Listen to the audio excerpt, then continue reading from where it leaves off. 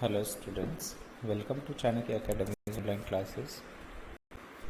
This is standard 9th class English medium, subject social science. Dear students, as you know that we have completed many chapters like chapter number 1, the rise of British rule in India, then second, First World War and Russian Revolution, then third, movement towards a new world, then 8, framing of constitution and its features, then chapter 9, fundamental rights, fundamental duties and directive principle of state policy. Geography, chapter number 13, India, location, geographical structure and physiography 1 and part 2. And then chapter number 15, drainage system. Okay, so as we can say, total 8 chapters we have completed. Now from this lecture, how we study, question answer based हमारा lecture अब से होगा. Okay, सो पूरे 8 chapters जो हमने पढ़े, 8 chapters के हम क्वेश्चन आंसर से सीखेंगे. ओके, फ्रॉम चैप्टर फर्स्ट से हम आज से स्टार्ट करने वाले हैं कि जो एक्सरसाइज में जो इम्पोर्टेंट क्वेश्चन है वो क्वेश्चन है. तो आपको बुक में से बहुत सारे स्टूडेंट को ये भी कंफ्यूजन कभी कभी होता है कि sir what is preferable, digest और book. So I say that कि book is the best option for you. Okay, कि बुक में जितने पॉइंट हैं that you can cover, you can read, you can prepare. Okay, so you can get good mark in your exam. Okay, so like this हम ऐसे पढ़ेंगे कि जो question answer based है वो दैट कि जो क्वेश्चन है उसमें से शॉर्ट आंसर कैसे निकलते हैं, कौन सा ऐसा शॉर्ट निकल सकते हैं, कौन सा लॉन्ग क्वेश्चन निकल सकते हैं. ओके, सो स्टार्ट हम करते हैं from first chapters. Okay, from today chapter number 1, rise of British rule in India. Okay, तो पहले हम जो हमारी जो एक्सरसाइज हैं जो बुक में एज हमारा जो चैप्टर जैसे ही कंप्लीट होता है वो हमें दी गई है एक्सरसाइज. ओके, सो इस क्वेश्चन एंड आंसर पहले हम देख लेते हैं. तो फर्स्ट स्टार्ट करते हैं जो शॉर्ट क्वेश्चन है जो MCQ है उससे.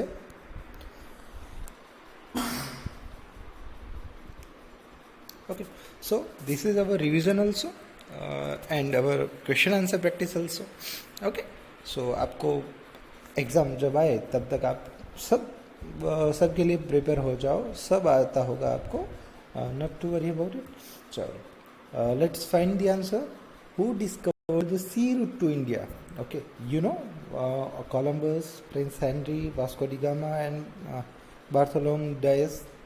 Who gave answer? Okay, let's check what is the answer. So Vasco da Gama discovered the sea route to India. So this question can be blank, like यहाँ हूँ के जगह blank हो सकती है. blank discovered the sea route वो भी हो सकता है. May be match the following में डिस्कवर्ड सी रूट और ऑप्शन सामने तो भी वास्को डी गामा हो सकता है. वन वर्ड आंसर में भी हो सकता है. So it can be in various way. Okay, so जितने भी MCQ हैं इसमें वो ऐसा नहीं है कि एग्जाम में MCQ ही आ सकते हैं. Whether it can be fill in the blanks, match the following, one word answer. Okay, and MCQ based answer. So paper style आपको मैं ओरली अभी थोड़ी सी बता दूँ तो आपको पता चल जाता है कि क्या क्या चीज़ें आती है.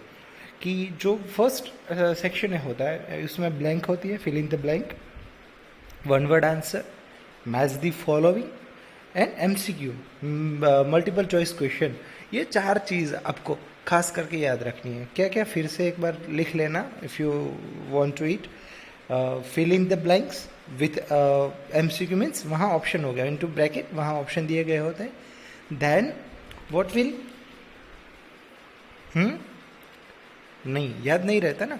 हाँ, match the following means A column है और बी उसको मैच करनी है. Okay, one word answer, got it. Then MCQ, जैसे ही MCQ दिए है with 4 answer question, sorry 4 choices, तो वैसे आंसर. तो गॉट इट. या सेक्शन B में 2 मार्क्स क्वेश्चन, सेक्शन C में 3 marks question and section D में 4 मार्क्स क्वेश्चन. ओके, सो ऐसा नहीं कि कोई भी क्वेश्चन है हम कि वो कोई क्वेश्चन है 5 मार्क्स का है, 4 मार्क्स का है, 3 मार्क्स का है. It can B 2 marks also, 2 marks में भी आ सकता है, 5 मार्क्स में भी आ सकता है, 4 में भी आ सकता है. But content should be as per marks. Okay, yeah now next question. During whose tenure was the Public Works Department established in India? Public Works Department. Whose tenure? Find in the book. So answer is Dalhousie. Okay? Yes. Which of the following statements is false? तो कौन सा answer statement false है वो find करना है. The battle of Plassey was 1757. Is it right और wrong? Yes it is right. So answer नहीं हो सकता. The company got the freehold over 24 Parganas of Bengal due to battle of Plassey. The statement is also right. The company got the Diwani rights of Bengal, Bihar and Orissa due to the Battle of Plassey. This is also right. Sirajuddaula was the Nawab of Bengal during the Battle of Plassey. तो ये नहीं, सिराजुद्दौला नहीं, मीर कासिम था. Okay. So what is answer? Option D. Who became the first Governor General of India? Warren Hastings, Wellesley, Dalhousie, Canning. First Governor General of India. So as you know, Warren Hastings. Good. With whom did the British fight the Third Mysore War? Tipu Sultan, Maratha, Nizam, Hyder Ali.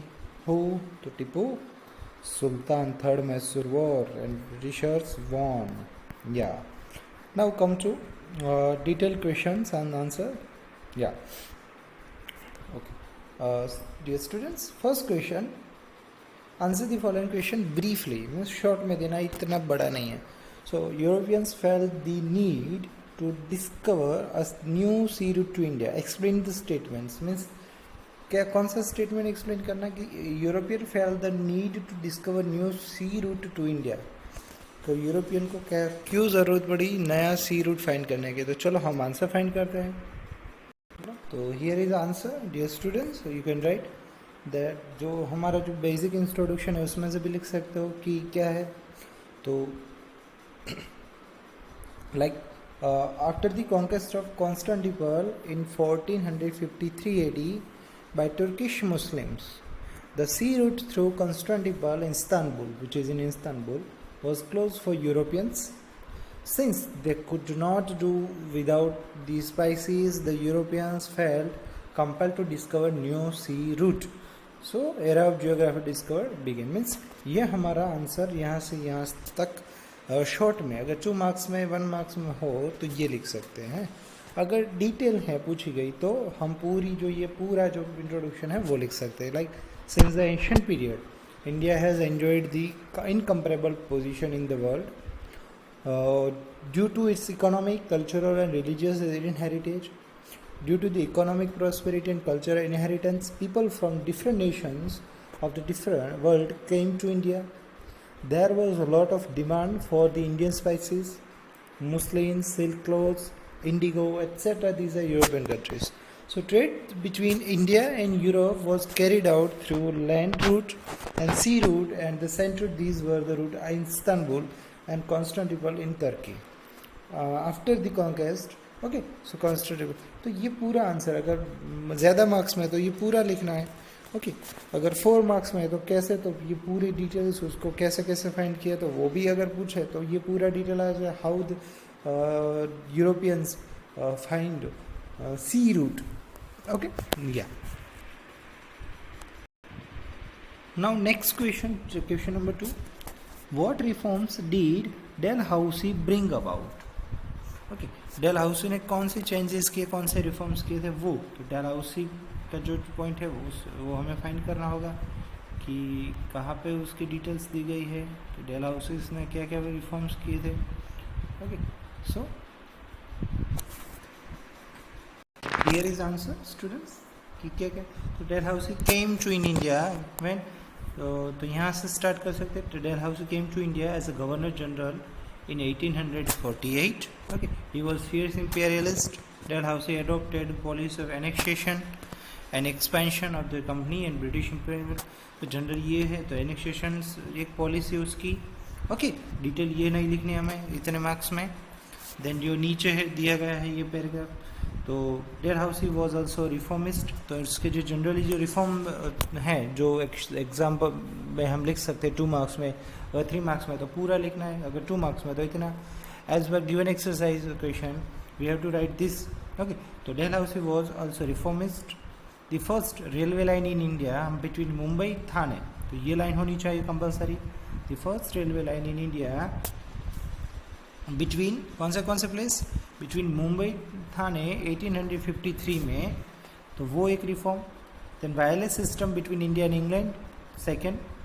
Establishment of public works department, already हम MCQ में आया था वो question, establishment of public works department. Next, public education, English education, etc. For all the introduced during his tenure. He passed laws and banned child marriage. One more point, ये भी लिखना है, child marriage and advocate widow remarriage. तो ये वो चीज़ है. Okay, तो ये उसके रिफॉर्म्स है. अगर पूरी उसके बारे में अगर लिखनी है डिटेल्स कि राइट अबाउट डलहौसी, तो बट अगर रिफॉर्म्स है तो ये रिफॉर्म मीन्स ये पैराग्राफ आपको लिखना होगा कंपलसरी. मीन्स वो एक तो वो कौन सी ईयर में आया था एज अ गवर्नर जनरल, तो वो लाइन एंड देन ये detail. Okay, yes, good. Next question number 3. What were the important terms and conditions of the subsidiary alliance system? Okay, तो subsidiary alliance system वो find करना है. Terms and conditions of the subsidiary alliance system, तो who implemented the subsidiary alliance system, तो already वो भी details है हमारे पास, तो वो हम फाइंड करते हैं. ये ऑलरेडी पिक्चर उसका ही है subsidiary alliance system के. ओके, यस, ऑलरेडी ब्रैकेट में दिया गया है subsidiary alliance system. बस first we have to write some more details like that. किसने लाया था, तो गवर्नर जनरल वेलेस्ली, उसने ये लाई थी. Wellesley introduce subsidiary alliance system, ये लाइन लिखनी होगी आपको compulsory. Got it? Yes. And the conditions the system of state adopted under this as follows. ऐसे करके आपको आंसर लिखना है और ऐसे पॉइंट में लिखना है एवरी आंसर. SST में जनरली हम पॉइंट वाइज आंसर लिखते हैं, even it is short answer 2 marks 3 marks 4 marks, but short हम पॉइंट में लिखते हैं. Okay, when we will meet I will tell you about this. First, which one, the army trained by the East India Company government will be provided to the state that accept this system. means जो army है Britishers provide करेंगे Indian जो भी state है उनको, अगर ये state जो सिस्टम है वो इख्तियार करे तो. सेकेंड पॉइंट, इन रिटर्न, तो रिटर्न में क्या, the state accepting the system will provide for the army और give away the provinces with equivalent income of British. Means कुछ प्रोविंस की इनकम है वो ब्रिटिशर्स को देनी होगी उनको उसके बदले में. Third, without the permission of the company the state will not wage war और sign treaty with other state. Means without permission of company's permission, जो जिन्होंने सब्सिडरी अलायंस सिस्टम साइन की है they can not sign any treaty with other state. Okay, there will be one English representative in the state assembly. इनकी assembly होगी राजा की, वहाँ English representative means English Britishers कोई ऑफिसर्स होगा उनका. And next, other foreigners not to be employed in the state, mean except Britishers, जो भी जितने भी फॉरेनर आए वो उस स्टेट में कभी नहीं आ सकते. तो ये, और आप ये भी लिख सकते हैं कि how many states who accepted subsidiary system like Nizam, Mysore, Awadh, Gaekwad, Scindia, Bhonsle, Holkar. ये हमारा आंसर होगा. चलो नेक्स्ट क्वेश्चन की तरफ हम जाते हैं. Sorry. Number 4. Which states were annexed under Dalhousie's policy of annexation? Miss Dalhousie की जो एनेक्सेशन पॉलिसी थी उसमें कौन से स्टेट अंडर में थे, तो वो भी फाइंड कर लेते हैं. एनेक्सेशन जो पॉलिसी, तो ये पूरे, तो उसमें डिटेल नहीं थे. एनेक्सेशन बाय वॉर या annexation due king of dying without fear, annexation of pretexts of mismanagement, annexation of pretexts of डेब्ट of collection, annexation or to end of mistake. Means these states are under annexation policy taken by Punjab, Pegu, Lower Bar. तो students how to write, तो हमें ये पूरी detail लिखनी है. annexation by what, then Punjab and Pegu. You can write by this way, और आप line में भी लिख सकते हो कि like this way है कि एनेक्सेशन बाय वॉर वहाँ और पॉइंट करो, देन वहाँ पंजाब और डिटेल लिखो, नेक्स्ट पॉइंट है यहाँ करो, देन एनेक्सेशन बाय। तो ऐसे भी लाइन वाइज लिख सकते हो, ऐसा भी लिख सकते हो, you can write both way. Okay, तो एनेक्सेशन बाय वॉर तो Punjab and Pegu. Okay, annexation due to king dying without heir तो Satara, Jaipur, Sambalpur, Udaipur, Jhansi, Baghat, Nagpur. Annexation on protects of mismanagement तो अवध, अयोध्या।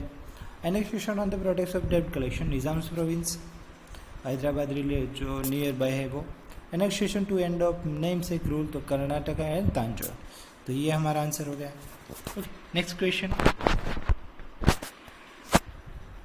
चलो तो ये फर्स्ट खत्म हो गया। Answer the following briefly. Now answer the following question in detail, पूरी डिटेल मीन्स थोड़ा 3 या 4 मार्क्स में जनरली आते हैं ऐसे question. First give a brief information about battle of Plassey. Means हमें पूरी इन्फॉर्मेशन, ब्रीफ वर्ड है बट हमें लिखनी है पूरी information battle of Plassey related जितनी भी इन्फॉर्मेशन है वो, तो वो हमें फाइंड करना होता है बैटल ऑफ प्लासी।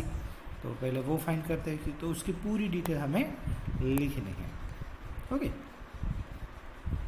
अच्छा हियर इट इज़ गिवन, तो यहाँ से यहाँ तो बैटल ऑफ प्लासी तो पूरी डिटेल ऑलरेडी एक ही पैराग्राफ में है, तो हमें तो पॉइंट वाइज लिखना है।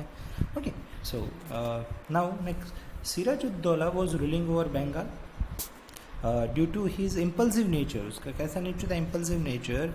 ही had some opponents in his state. During this period, the British East India Company built its fortress around the trade center in Kolkata on pretext of security reason without taking the permission of Nawab. But Nawab Sirajuddaulah destroyed the fortress. When this news reached Madras, which is Chennai, अभी हम चेन्नई बोलते, पहले मद्रास था, a small army of company reached by Robert Clive reached Bengal in order to help the Kolkata trade center. In spite of the army, East India Company being strong, they realized that it was not easy to defeat Nawab's army. ये भी points हमें लिखने हैं। Robert Clive registered treachery, a conspiracy between planned in order to defeat the Nawab, in which Nawab's commander-in-chief Mir Jafar and Seth Amichand were coaxed to join on the pretext that the Nawab's unnecessarily harassment of people, the war which destroyed. तो हम ये line remove भी कर सकते हैं, on protects of the nawab on people, वो निकाल सकते हैं। It is not important now. Okay, ये लिखना है। War was declared near village name Plassey, ये भी पॉइंट लिखना है। Battle of Plassey was fought और 23 जून 1757। Okay, battle field of Plassey situated 38 kilometre from Murshidabad which is in West Bengal, वो भी लिखना है। Mir Jafar lost battle, Sirajuddaula was defeated due to Robert Clive's trickery. Battle of Plassey ended in just a half a day. Okay, the company as a result got a freehold over 24 parganas. Mir Jafar was made Nawab of Bengal, and this is the foundation of company's rule in India laid by the Battle of Plassey in 1507. तो ये details हमें point wise लिखनी है। Okay, तो पूरे points आना चाहिए from first to and. जो मैंने नहीं बताया वो आप निकाल भी सकते हो और भी आपको निकाल सकते हो। ठीक है, बट हाँ ये पूरी डिटेल तो battle of Plassey. Now move further to next question.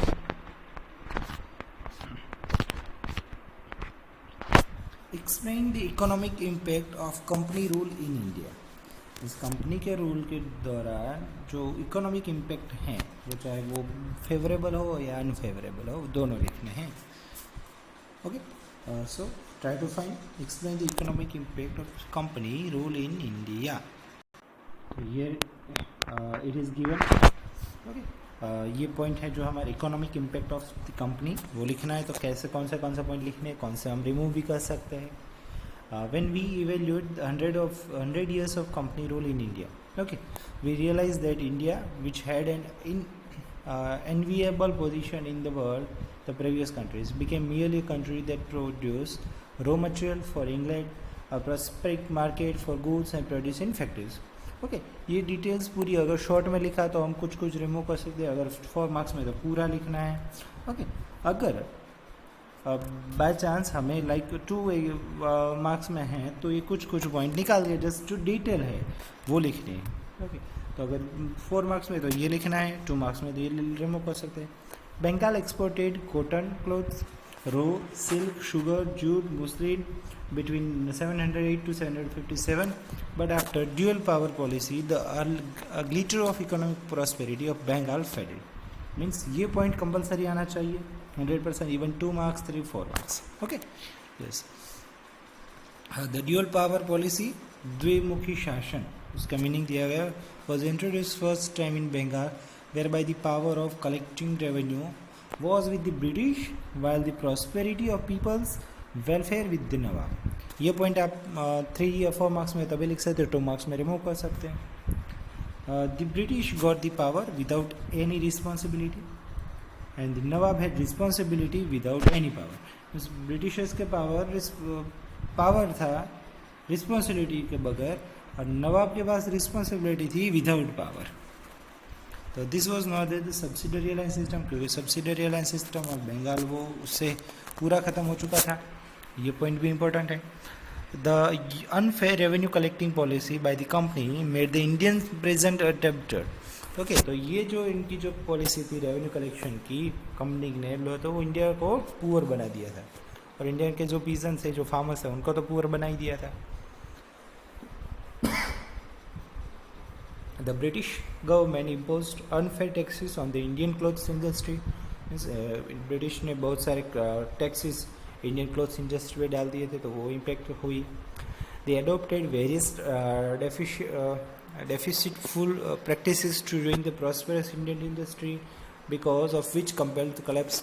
वो भी इम्पोर्टेंट पॉइंट है कि जो डेफिसिट मीन्स जो ख़त्म करने के लिए इंडियन जो इंडस्ट्री उनको ख़त्म करने के लिए ब्रिटिशर्स ने बहुत सारे ट्राई किए थे. The Indian artisan became poor unemployed. Means जो इंडियन जो आर्टिजन्स थे वो पुअर होते गए थे, अनएम्प्लॉयड होते गए थे. वो एक इम्पोर्टेंट पॉइंट है. इफेक्ट लिख रहे हैं हम, economic effect. The company trades forced weavers of Bengal to sign contract of providing definite quantity of cloth and short period. कि जो कंपनी ट्रेडर्स थे उनको फोर्सफुली जो बंगाल के उनको साइन किया जाता था ऐसा कॉन्ट्रैक्ट, दैट डेफिनेट क्वांटिटी जो क्लोथ्स वो आ रहे थे जो शॉर्ट पीरियड में उनको दे, तो ऐसे कॉन्ट्रैक्ट भी करवाए गए थे. If the weaver refuse he would be punished by doing list और जेल. अगर कोई मना करे तो उनको जेल भी भेजे जाते थे.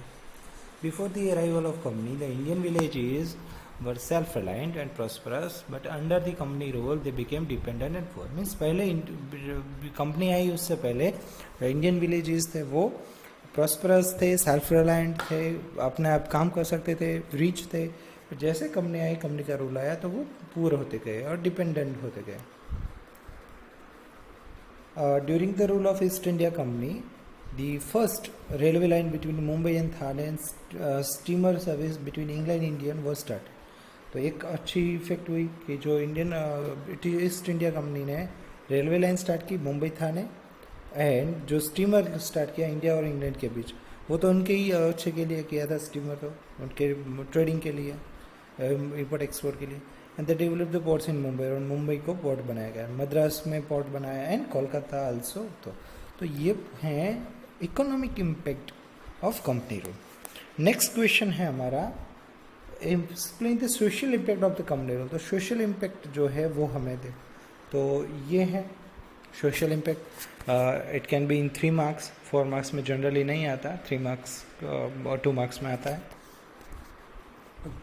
During the British administration, the spirit of freedom of speech and thought development among people due to the development of newspapers. In the Indian society, certain wrong social customs, rites, rituals were prevalent during the time, like Satija system, female infanticide, child marriage, etc. बस ये important point है कि जब British administration था, the spirit of freedom, speech and thought developed among the people. Means लोगों की freedom of speech develop हुई थी, बिकॉज न्यूज़पेपर्स टाइम पे उस टेन्योर में बहुत सारे थे, तो लोग बोलने सीखे थे कि फ्रीडम ऑफ स्पीच होनी चाहिए. इन इंडियन सोसाइटी कुछ ऐसे रॉन्ग कस्टम, सोशल कस्टम्स थे, जो राइट्स थे, रिचुअल्स थे, उनको प्रिवेंट किया गया.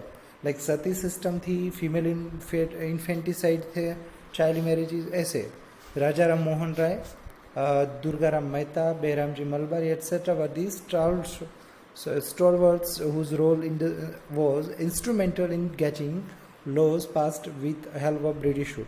मीन्स ये राजा राम मोहन राय थे, दुर्गा राम मेहता, बेहराम जी मलबारी, उनकी हेल्प से ब्रिटिश गवर्नमेंट ने ये जो रॉन्ग सोशल कस्टम्स है like sati system, female इन्फेटिसाइड, child marriage, वो उन्होंने ख़त्म कर दिए थे by making law. As the administrative framework in India was anglicized, there was a demand for people with knowledge of English. वो भी इम्पैक्ट हुई थी. जो एडमिनिस्ट्रेशन जो वर्क था उसमें जो इंडिया के अंदर जो लोग इंग्लिश जानते थे उनकी डिमांड बढ़ी. English education began to imparted to India due to Lord Macaulay's endeavours. और लॉर्ड मैकॉले की पॉलिसी की वजह से इंडिया में इंग्लिश एजुकेशन भी बढ़ गया था. As recommended by Charles Wood, universities were established in Mumbai, Madras and Kolkata. But more important कि चार्ल्स वुड की रिकमेंडेशन के लिए उसे यूनिवर्सिटीज़ बनाई गई थी मुंबई, मद्रास एंड कोलकाता में. तो एजुकेशन भी अच्छा होने लगा था. एक अच्छी बात हुई थी, जो बैड रिचुअल्स थी वो ख़त्म हो रहे थे. तो एक अच्छी बात थी ये ब्रिटिशर्स की. A whole class of people with knowledge of English developed because English education. और एक इंग्लिश एजुकेशन की वजह से इंग्लिश जानने वाले लोग एक अलग क्लास उभरता नजर आया. With the passage of time, this group made a demand for social reforms and gave momentum to the process of reform. और ये क्लास शॉर्ट टाइम में जैसे टाइम बढ़ा था उन्होंने सोशल रिफॉर्म के लिए डिमांड करने स्टार्ट कर दिया था. वो लोग जानने लगे थे अब कुछ नया. तो these are the important point in social impact of company. So dear students, from chapter number 1 जो क्वेश्चन एंड आंसर है वो हमने देख लिया. तो these are the important question and answer from your exam, for your exam. बाकी के जो है वो हम शॉर्ट आंसर भी उसमें से निकाल सकते हैं. शॉर्ट आंसर भी उसके लिए इम्पोर्टेंट है. लाइक क्वेश्चन पूछा जाए कि ये जो फर्स्ट रेलवे लाइन है कहाँ से कहाँ, तो बिटवीन मुंबई थाने, वो पूछा जा सकता है. फर्स्ट स्टीमर इंडिया और है, बैटल ऑफ प्लासी कब, उसकी डेट है. तो ऐसे जो फैक्चुअल डेटा है it can be in short question. Okay, like first जो मैसूर वॉर हुआ था किसके साथ हुआ था, सेकंड किसके साथ, थर्ड, तो in which year, whatever. First कौन आया था, कोलंबस, टिप्पू सुल्तान हो, गवर्नर जनरल नाम हो, बैटल ऑफ बक्सर कब हुआ था, तो 22 अक्टूबर 1964. ओके, तो ऐसे क्वेश्चन आंसर बहुत सारे निकल सकते हैं. Okay, so we will look और we will explain. I will explain you in next lecture. Till then, you can prepare all the question and answer of the chapter number 1. अब हमें क्या करना कि जितने चैप्टर्स पढ़े हैं ऑलरेडी आपको पता है, ये details you know very well, but you have to make it strong. और ऐसे पढ़ना है कि जैसे ही आप स्कूल में आओ तब आपको ये पूरे जितने चैप्टर्स हैं ऑलरेडी इतने अच्छा आ सके कि आपको ज़्यादा पढ़ने की ज़रूरत नहीं रहती. इस सब्जेक्ट में आप अच्छे से कर सकते हैं, एग्ज़ाम में मार्क्स भी अच्छे आ सकते थे. Okay, so I hope you will do it for you. Okay, thank you for watching.